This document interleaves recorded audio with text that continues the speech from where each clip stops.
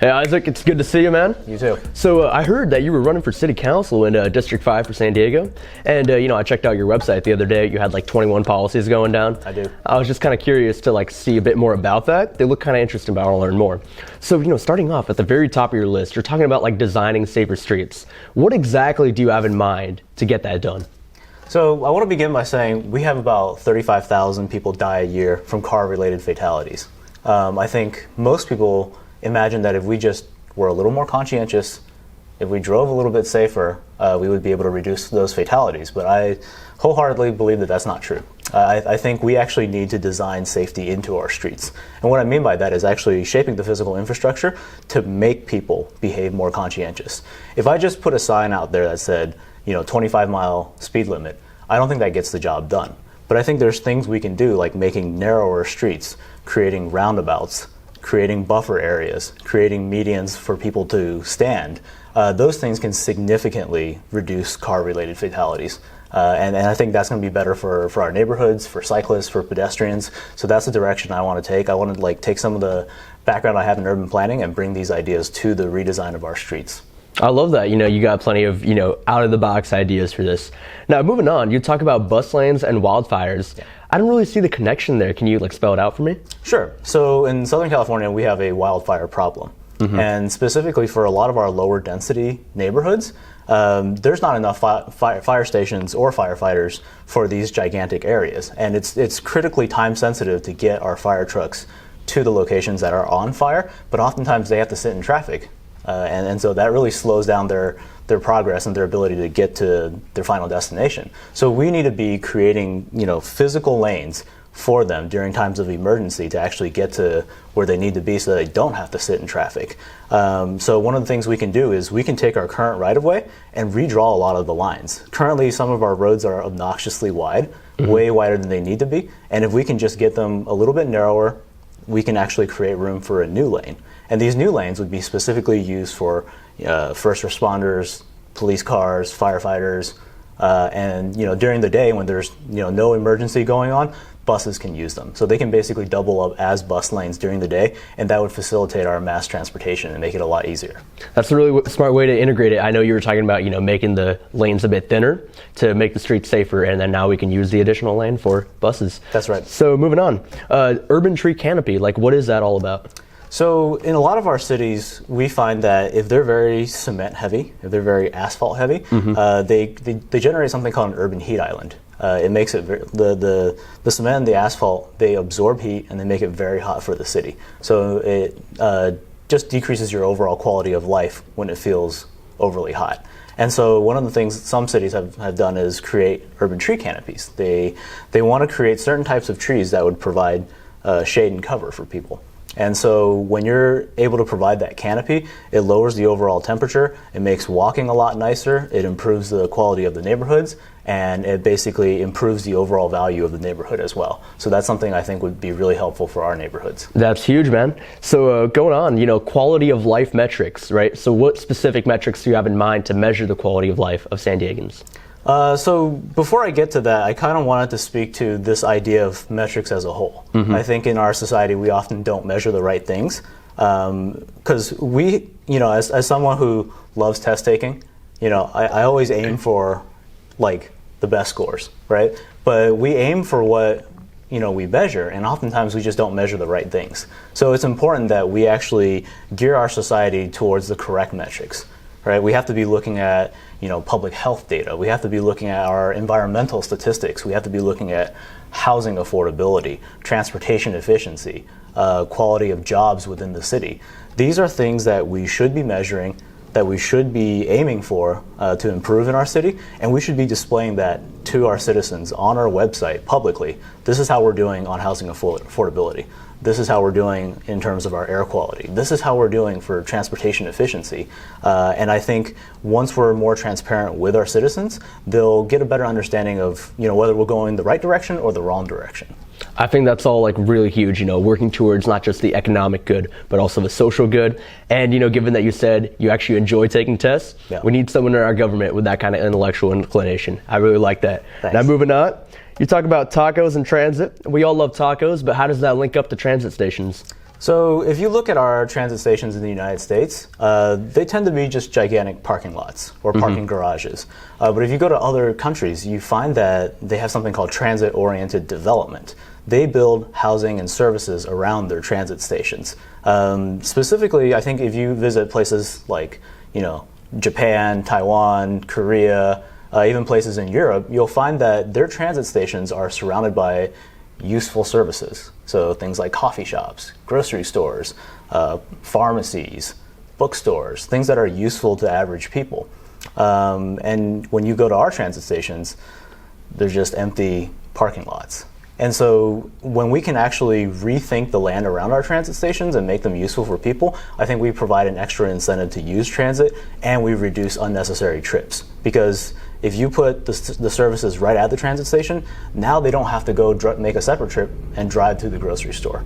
Now they don't have to make a separate trip to go get their coffee. It's right at the transit station. And so I think that would be very beneficial for making transit more sustainable in our current environment. I see you're getting two birds with one stone, boosting efficiency as well as building that kind of community.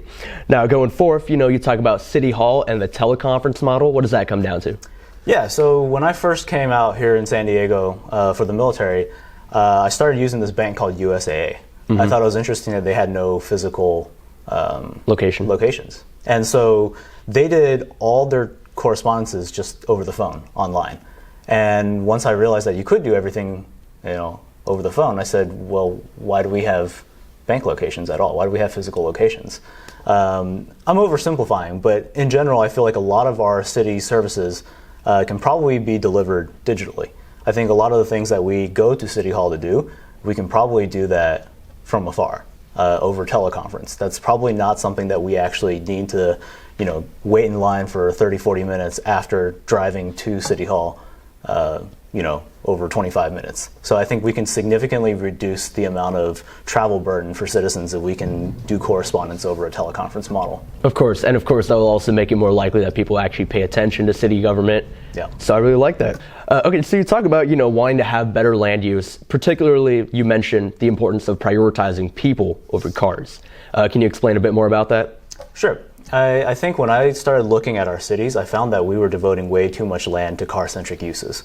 When I say car-centric uses, I'm referring to parking, to roads, and I got this disturbing sense that we were actually building cities for cars rather than building cities for people. So I wanted to rethink how we used our land. I wanted to make our land use a little bit more efficient. So I wanted to have a transparent process for actually reclaiming a lot of our cement and turning it into human-centric uses. And when I say human-centric, I mean places for play, like public spaces and parks and gardens and urban farms, right? These are things that I think people in other civilizations have, been accustomed to having in their daily environments, whereas we sort of gotten rid of those uses. So I want to make sure that we reclaim the identity of our cities to be one that's for humans and one that's not for cars. That's fair. You walk around anywhere in San Diego, the sidewalks are not very fun to walk on. So keep going right here, about parks and public squares. So you talk about us needing like a design refresh. What in particular do you want to follow when we renovate the design of our parks? Sure. So when you go to a park in Europe, and I've been to many, many parks in Europe, and the first thing I notice is that it looks like a Coca-Cola commercial, right? Everyone's happy running around, there's like kites flying, and people are in their element. It's a lot more welcoming. Right, yeah. Right. And not a whole lot of parks get it right in the United States, and not a whole lot of cities actually have thriving parks in which you see people genuinely embrace, enjoy, and congregate at these spaces. And I think a lot of that comes down to the design of our parks. Right. A lot of parks lack basic seating. A lot of parks lack programming. A lot of parks lack innovative spaces for play. These are all things we can do to rethink how we design our parks. A park is not just grass. Right? A park, there's so much more to a park that would make people actually want to congregate there. So we have to design for that interaction. We have to design for that type of behavior. And that's the gist of the parks and public space reform. Sounds good to me. Now, you talk about wanting to designate a Chinatown within San Diego. Can you talk a bit more about the demand for that, as well as the impact it would have on the city of San Diego in the years to come? Sure. So I noticed in a lot of other cities in California, like San Francisco, Los Angeles, Oakland, Sacramento, they have Chinatowns. They have areas that were specifically catered to Chinese businesses. And they all tended to have more pedestrian orientation. And so it has to do with a lot of migration patterns and history and just like where people chose to congregate themselves. But San Diego no longer has those historic spaces for Chinese Americans. There used to be a small Chinatown in the 3rd Street area, but now it's just a historical museum. So there is a significant population of Chinese Americans in San Diego, but what we call Chinatown is no longer a cultural Chinatown. It's more like a industrial Chinatown. It's more like we call it convoy, and it's basically strip centers that have restaurants that you drive to. Right. So that's something that's very qualitatively different. So I wanted to create something that was more akin to what traditional Chinatowns look like, meaning a walkable neighborhood with ground floor stores catering to Chinese businesses.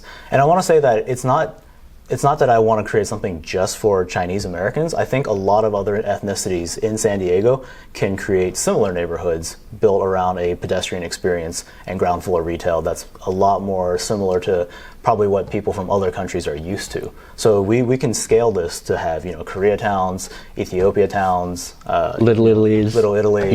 Yeah. And so I think that's something that a lot of citizens would appreciate and gives us a unique experience that might not be found currently in San Diego's environment. I think that's something that we very strongly need. Not only is it going to help out with the whole pedestrian situation, but also build those cross-cultural connections that kind of emulate something that's going on in the United States at large. Yeah. Now, we're going to go on. Kind of similar to what you were talking about, you mentioned the need for Asian night markets. So can you explain a bit more about that? Would these be in the Chinatowns or throughout San Diego? When would they pop up? Sure. Yeah. So when I got out of the military, I wanted to start my own business. Mm-hmm. I ran through many ideas, from food trucks to opening a coffee shop. Right. And one of the persistent problems I found was that the startup costs for doing a small business was insanely high in San Diego. The construction costs are high. Permitting is very, very difficult. And we realized that if you really wanted to start any kind of a small business, you needed a minimum of about $150,000 to $200,000. That's just not feasible for the vast majority of people. But what you see in a lot of other countries is that they're able to erect small businesses related to beverages, to food, very, very quickly, because they have very small footprints and they're able to erect these businesses in an expedited manner. I want to ensure, number one, that we are still providing food with following basic sanitation standards, but I think we can create an environment that allows for much more small footprint businesses, and I think that would allow a lot of the people of lower income in our city to actually be able to create their own businesses and make money through just their cooking know-how. And so I want to create spaces in our city where we can get a congregation of a lot of small food and beverage related businesses. And you see this very frequently in countries like Thailand, China, Japan, where the night market experience, the food stall experience is really essential to their identity and to flourishing neighborhoods. So that's something I'd really like to see in San Diego. I see. So you're modeling it off of the Asian night markets that they have already. And of course, they would have all kinds of food out there. Right. It wouldn't just be Asian food, but the idea is small footprint, fast, cheap, available, and making vibrant neighborhoods. That's perfect. Now, you talk about electoral reform. What could you get done on the local level in terms of that? Because I know a lot of it's controlled by the state and the federal agencies. Sure. I think one of my favorite ideas in the entire electoral reform conversation is democracy dollars. And democracy dollars is something that's currently being used in the city of Seattle. They basically allocate a dividend to citizens, which they say you can take this money every single year and give it to any candidate that you want, right? And so what this allows for is for citizens to pool their money together for candidates that are actually doing things beneficial to the citizens rather than beneficial towards corporations. So what you can do is basically wash out the influence of corporate money when citizens can pool their money to back candidates, that suit average people's needs. And so since democracy dollars has been implemented, it's changed the dynamics of Seattle's elections. I think I'd really like to see that in San Diego. There's other things that people have talked about for quite some time, like ranked choice voting. I think we need to do a lot more, civic education for people as well. Just letting people understand how the electoral process works, how elections work, what's the hierarchy of, cities to neighborhoods to counties to states. These things are they're often glossed over in our public school education, right? So I think there's a lot of improvement that needs to be done in that space as well. No, I totally agree with you on that. We have a lot of uninformed people, and that's not very parallel to this American value of democracy and civic participation. Yeah. And, we can really be pioneers in that field, because you only mentioned Seattle. This isn't really something that's been happening elsewhere. Yeah. All right. So, you talk about the need for local journalism, civic education, and a nonprofit dividend, kind of extending off the electoral reform you talked about earlier. Can you touch base on those specific policies a bit more? Sure. Yeah. I think you'll see that with a lot of our local journalism, oftentimes there's this feeling that they're chasing for stories that grab eyeballs. And I think the reason they do that is because that's their way of monetization, is through ad revenue and getting stories that get eyeballs. But I think the purpose of journalism should be to inform people on what's going on in the city, even if it's not super sexy, right? And so it's important that we change that business model to one that doesn't just seek clickbait, but one that actually seeks to inform. So I think we need to rethink our models for journalism. We need to have the government maybe put a little bit more money into providing that information to citizens, but also ensuring that our journalism still remains independent. When it comes to the civic education, this touches on what I talked about before. I think governments need to spend a little bit more effort to, teach citizens the relationship between, what a community planning group is, what city council is, what their state assembly does, what the county does, and let people understand how local government, how regional government works for them. I think there's a lot of gaps of knowledge there, and we need to do our citizens right. We need to let them understand how their government officials are serving them, and we need to help them better create situations where they can provide feedback to us and make us smarter. When it comes to the nonprofit dividend, I think in a lot of local governments, they're fighting over dollars, they're fighting over resources, and they're deciding who we should be supporting and who we should not be supporting. But what the nonprofit dividend does is it gives money to citizens and lets citizens put their money towards causes they care about. All right, that sounds great, and I almost feel it's kind of a twisted irony that people tend to pay more attention to federal government when they probably have more control over local affairs. So thank you for bringing that into your policy slate. That being said, you talk about, this is a very exciting one, you talk about building an urban innovation lab and headquarters for civic technology. Can you present to us your vision for that? Sure. So there's a lot of smart people in the city trying to do new things for our local government, but they're all kind of operating in silos. And so if you were someone who was very interested in, say data projects related to city, or very interested in tactical urbanism, or, these very quirky but also beneficial programs that could really benefit our city, there's not a place to bring all these ideas together and create that synergy. So I wanted to create the Urban Innovation Lab to promote not only better policies, better design, better testing, just create an environment for a lot of people who are passionate about these subjects to come together, bring their knowledge and expertise, and be able to work together, build relationships, and actually provide new ideas and new feedback for the local government. So I think the relationship between citizen and government can continue to improve with this feedback loop reinforced. I see, propelling us ahead of the curve. Now, you talk about also digital modernization and specifically no ugly websites. So what's that about? Sure. So for people who work in local government, they probably know that our software is obsolete and outdated and probably procured sometime in the 90s, 2000s, and have never really gotten a refresh. And so it's important that we get software right for the people who have to use it every day and for the citizens who occasionally interact with it maybe once a year. I think we need to modernize our websites. We need to modernize how we hire people. we need to be able to actually get data scientists and programmers and UX designers into our local government. It's currently not that easy to do that in the traditional framework. So we need to change how we do our digital infrastructure to be one that actually reflects the 21st century.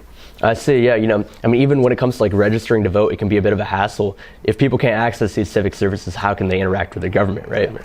That being said, you talk about digital crowdsourcing of community projects. Can you give us a potential example of a digitally crowdsourced project that you would have in mind? Sure. Let's pretend you live in an area where you don't have great access to fresh vegetables. And you read about urban farming and creating urban gardens. You say, hey, that's a great idea.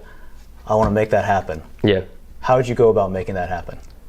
You're putting the pressure on me, man. I have absolutely no idea. What would you do? So when I've asked the same question to many, many people, nobody knows how to actually make these kind of projects happen.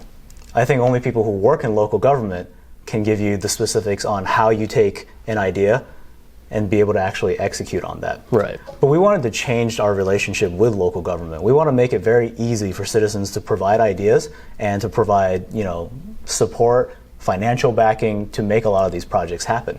So I wanted to implement something that was very similar to Kickstarter, very similar to like a GoFundMe.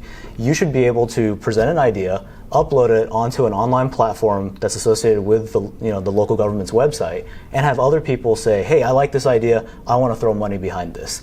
And then if we get enough support, if we wanted to create this urban garden, we had 1,500 local community members send $10, right? We now have $15,000 to make this local garden happen. And so this engages our citizenry with what's going on in our local government. And I think that could really reshape how we think about our own ability to impact change. I'm impressed. It's like not only democratizing the actual government, but also things that the government builds. That's huge. Now, you talk about integrated payments for transit and parking. Can you give me some more information on that? I'm interested. Sure. Our current payments system for transit is really outdated. We have to pay in cash, and the user experience is just really confusing and bad. So for the longest time, it was $2.25, and you had to give exactly $2.25, and you weren't going to get any change. And also, if you were at a bus station that didn't give you the Compass card, you had no other ways of paying for it other than through cash.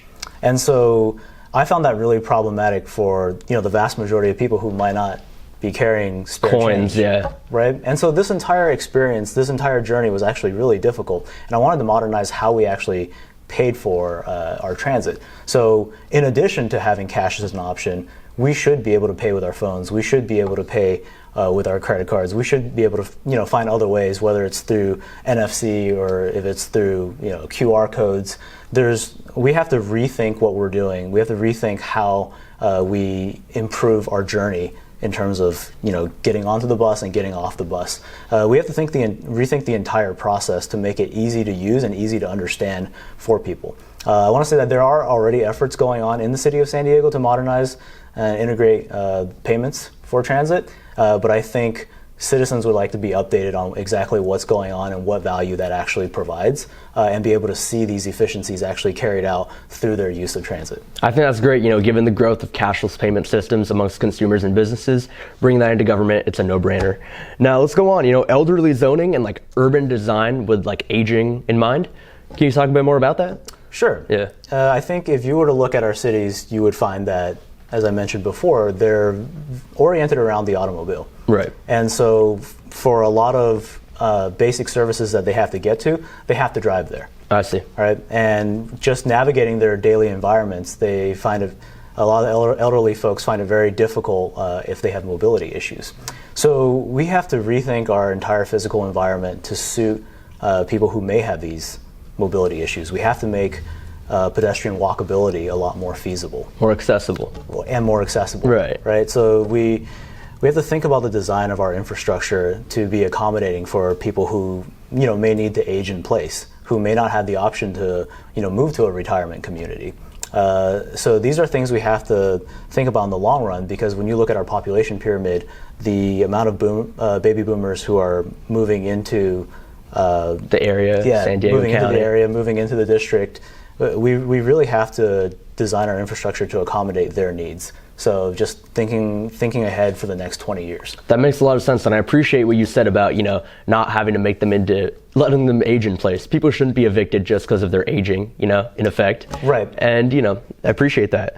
So let's talk a bit more about military veterans housing plan. So I would imagine this would kind of parallel what you said about elderly people, but what would this have in particular for members of the military?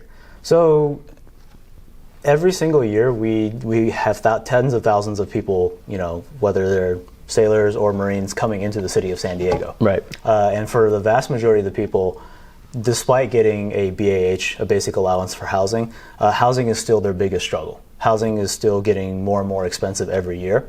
And military members find it very hard to actually stay in San Diego once they get out of the military. They face a tough decision. Do I go back home where housing is actually affordable, and I can get a 4-bedroom house for $150,000, or do I stay in San Diego where I pay $2,500, $3,000 a month for rent? And so unless we change our housing policy to reflect these demographic inflows, we do have to understand that these problems are going to persist. And so for this specific plan, one thing I wanted to do was allow for denser military housing near military bases to actually be expedited. If a developer chooses to build housing that's exclusively for military and it's built near military bases, I think communities should be much more ready to say, okay, we should really expedite these approvals. And we should not be fighting these projects, because these are housing units that we desperately need in the city. I totally agree with you. I mean, these men and women are going out there serving the country. Last thing we need to do is screw them over after the fact. Now let's talk a bit more about what you call YIGBY, which you say stands for Yes in God's Backyard. So tell us a bit more about that. Sure. So in the Claremont area, earlier this past year, there were a lot of churches who wanted to build affordable housing on their own parking lots. Right. Because for a lot of churches, their parking goes underutilized during the day. Mm-hmm. And what they found was that despite having very little community opposition to affordable housing on church lands, that the regulations made it very difficult to actually build that affordable housing on their own lots. And so I wanted to make sure that we create transparent, easy to understand policy that helps churches convert their own parking spaces into affordable housing, and to make them not have to jump through hoops to make this happen. So I think that would add to the affordable housing stock in this city. That makes a lot of sense. Now, you talk about zoning reform, specifically following the Japanese model of zoning. Can you tell us a bit more about that model and how that would be applicable to San Diego? Sure. So zoning in the United States tends to follow something called Euclidean zoning. Basically, we have these separated land uses. This area is for housing, this area is for commercial, industrial purposes, office space. And so these are all separated. Mm-hmm. And what they found through this model was that it actually made it very difficult to go from one type of land use to another type of land use through walking. And so it almost necessitated that we have driving to get from place to place, and it made walkable neighborhoods almost impossible. And so a lot of cities have been moving towards newer models of zoning, or creating different incentives to create mixed-use walkable neighborhoods. Mm-hmm. The Japanese model is very fascinating because they don't say this is the only thing you can build in this specific area. Our Euclidean zoning tends to say you can build only this type of thing here. You can only build office buildings here of this height, of this whatever, right? You can only build single-family residential here and nothing else. The Japanese model follows a nuisance-based zoning. Basically, they say, what do we not want in this area? And once you agree on what you don't want, almost everything else is okay. And so what it does is it allows you to be a lot more flexible. If you want to build new things that don't meet that zoning threshold, or that nuisance threshold, that's fair game. So let's say you have a neighborhood and you're lacking a specialty grocery store. In our current process, if you wanted to put that specialty grocery store, you would have to get some type of a conditional use permit to make that happen, right? Or some type of a exemption to make that happen. Whereas in the Japanese model, they said, okay, we agreed that we don't want high rises and we don't want nuclear power plants near us. Everything else is okay. So for them to build that specialty grocery store, it's very, very easy. So I think if we created a much more flexible model, we would actually get more diverse neighborhoods. We would get more exciting businesses around where we live. And I think we can create kind of that environment that you see in the opening scene of Beauty and the Beast. I see. Yeah, I mean, the current model we have right now is super impractical. And I know a lot of the people of San Diego would agree. We hate it when we have to drive 2 miles just to get our own food, you know what I mean? Instead of being able to just like walk across the street. Right. So I appreciate you bringing this into the fold. And finally, let's talk about parking reform. What do you have in mind for that? Sure. Before I even go into this, I want to caution people that parking causes people to be very upset. So we're going to put that trigger warning out there. I do want to say that a lot of people completely throw out their ideology when it comes to parking, because we in America feel entitled to our free parking. But I think me and you both know that there's no such thing as free. Whenever we build something like a parking space, we're really pushing that cost onto other people. So they have found that the average parking space in San Diego for a surface space costs about $30,000. For something in a garage, costs about $90,000. For one parking space? For one parking space. We're talking about the land, we're talking about pouring the concrete, we're talking about the permitting process and all the other things that go into a parking space, right?